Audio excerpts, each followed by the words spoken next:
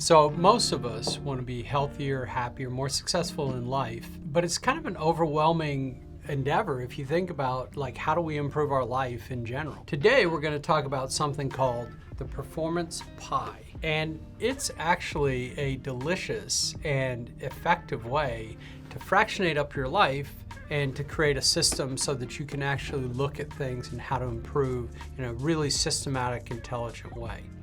So we're going to start with this performance pie sheet. But before we do, I want to tell you a story about where this came from in the first place, to me at least. I have a friend named Phil Rowe who is a golfer. He played golf at Stanford for Stanford's golf team. He coached at UNLV, he played professionally and so forth. When he coached at UNLV, he brought this performance pie, which they used at the Stanford golf team as well. So I always thought that it came from Stanford golf. It turns out that there's a word called Chakra, which is Tibetan Buddhist for the cycle of life. And it is a wheel that is divided into multiple sections, and each of those sections has some aspect of life. And the idea is that if you optimize for those different sections in life, you've optimized your life. So it's actually thousands of years old.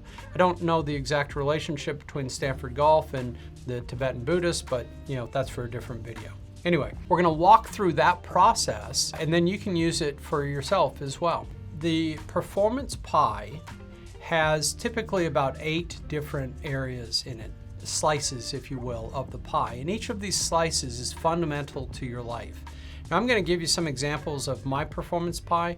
It's really important that you own your performance pie, right? So these slices that I'm going to show you, they're my slices. You can borrow them, whatever, but you need to have slices that are specific to you in your life. Now, in general, this whole process is really helpful because it gets you to look at areas that you feel are incredibly important in your life, and by itself, that's valuable. I'm going to bring in an example of my performance pie and the categories, and we're going to kind of talk through this as we go. Some of my categories are probably pretty common categories. Things like professional development, relationships, finance, fitness. Those are probably where most people will have those categories. But then I have a few that are really specific to me.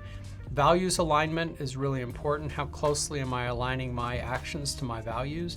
Freedom, how much freedom am I creating in my life? Courage, do I conduct myself with courage on a regular basis? And my spirit. Some people could think of that as faith or these types of things, but how is my spirit on a regular basis? I have my categories, and then I color in those categories based on how much I'm achieving for each of these. One of the common questions about this is, well, how do I know how much I fill in? It's not exactly a guess, but it's an assessment, right? So for values alignment, as an example, maybe on a daily basis, if I really think about it and introspect about it, on a daily basis, I have about 70% values alignment, which means that about 70% of my behaviors are aligned with my values. And then I would just color in 70% of that. The thing that's really interesting about it, and one of the opportunities that you have with this, is you could do what I would call an ideal versus real. And so what is my ideal? Like my ideal values alignment may be 80%. I don't really think that it's tenable to say I'm gonna be 100% in all aspects of my pie. Nobody's perfect, but if I get to 80%, I feel really good about that. So my ideal versus real is really nice to be able to look at those two pies together. One of the things that's really cool about this is when you look at the performance pie, you have a really cool snapshot of where you are in your life. So I'm going to fill in some of this so you can see what it looks like. So I mentioned values alignment. I do a pretty good job with values alignment. I'm almost obsessive about this idea because I really think values drive a lot of what we do.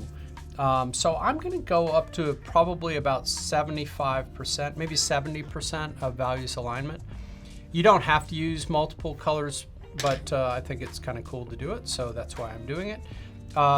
Professional development, I don't want to use the word obsessive again, but I'm kind of obsessive about that too. I love to learn things, and so I'm kind of looking, all the time at what I can learn, but I would spend all day doing it, but that's not really an intelligent way for me to conduct my day. So, but I'm gonna put it up to about 80% because I do a pretty decent job of that. So I'm gonna fill in the rest of these, but it's that kind of way where I'm sort of thinking through each of the different topics and see where I am on it.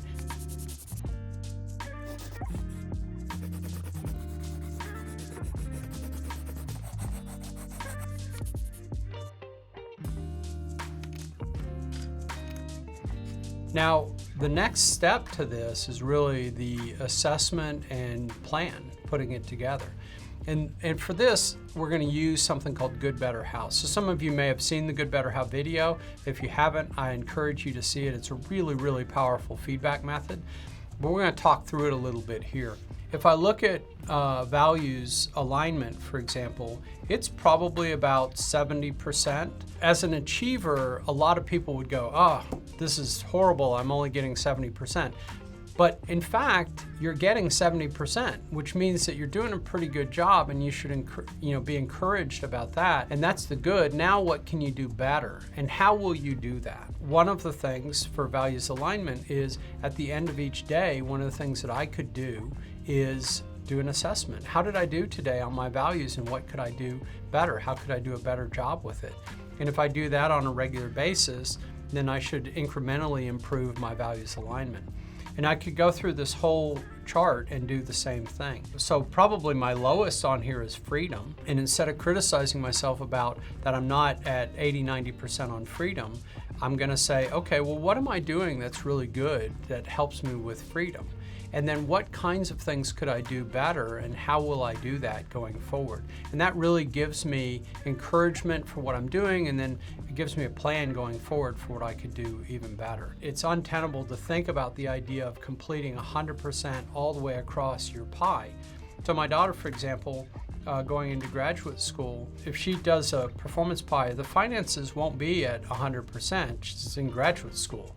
So it may be down to 50, but that may be okay for her. We talked before briefly about ideal versus real. In her ideal, as a graduate student, maybe it is 50%, and real is 50%, so those actually align.